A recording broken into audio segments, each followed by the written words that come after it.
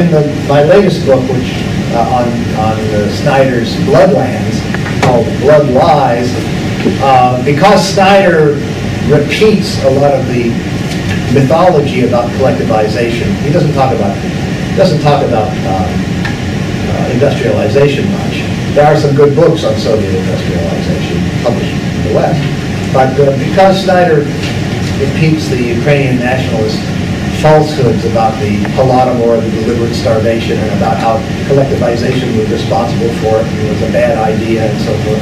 And that idea, by the way, is still the mainstream view in Russia today. That's what the government promotes. They promote the idea that collectivization is very bad. I did a lot of research into that.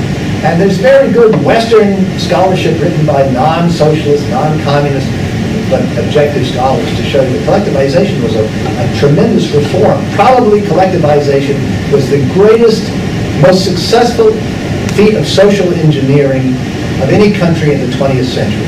Russia has had, I talked about this yesterday, right? Russia and Ukraine, that territory, had famines, serious famines, every 2 to 3 to 4 years for at least 1,000 years. And it had 3 or 4 of them, depending on how you count them, in the 1920s alone. And the reason collectivization was designed was not to exploit the peasants in order to industrialize, it was to stop this endless cycle of serious famines where millions of people, and usually the poorest people, died. Because of course it was always the poorest who couldn't afford to buy the food. And collectivization was very successful in doing it.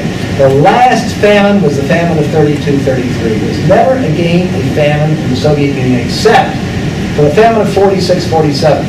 There was a serious famine in 46-47. I was going to go out there and research that, and then Stephen Wheatcroft, who was a top-level bourgeois academic researcher, who happens to be in Australia now, but he was with R.W. Davies in Birmingham for many years, and they were successors of E.H. Carr, who was a rather famous history of Russian Revolution. Very well-respected, highly published researcher. Wrote an article 2 years ago, published an article on the famine of 46-47, and showed that this was caused by environmental causes, that the Soviet government did its best, that it was not even handled incompetently, much less in a criminal manner. So I didn't have to do that research.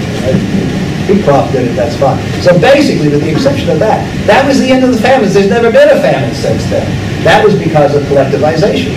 So it was a tremendous success. As I said, industrialization, there are some very good books, Western books about that. I don't think it's denied that the Soviet Union was very successful in industrializing and could never have defeated the Nazis, forget about anything else, had it not industrialized, because of course it needed a modern army to defeat the Wehrmacht, right, and Blitzkrieg, and it did that.